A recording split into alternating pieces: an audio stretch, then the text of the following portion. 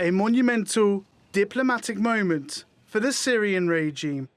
After 12 years out in the cold, the regime has been told it's now back in the Arab League. The return of Syria is the beginning of a movement, not an end. The direction of the resolution to the crisis in Syria will take time for procedures to be implemented, and it will be gradual. The task of this committee is to follow up on these procedures. Also, it is not a decision to resume relationships between Arab states and Syria. This is a sovereign decision left for every country to take on its own.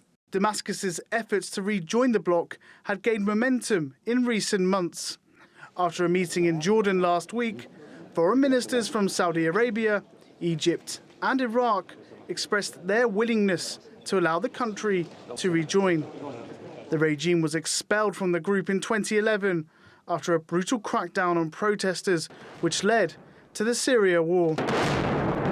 Their seat was granted to the Syrian National Coalition in 2013, and the then head of the SNC, Moaz al-Khatib, attended an Arab League meeting in Qatar.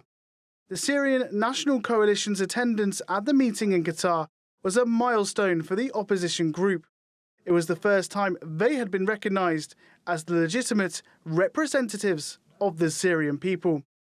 But the seat was vacated just a year later, following disagreements between members. And in the past year, more Arab states have resumed ties with the Assad regime. The Syrian crisis has proved that there is no military solution and no winner, no loser in that conflict. We are totally convinced that the only way to resolve the crisis in Syria is the political solution that totally comes from within inside Syria without any external interference.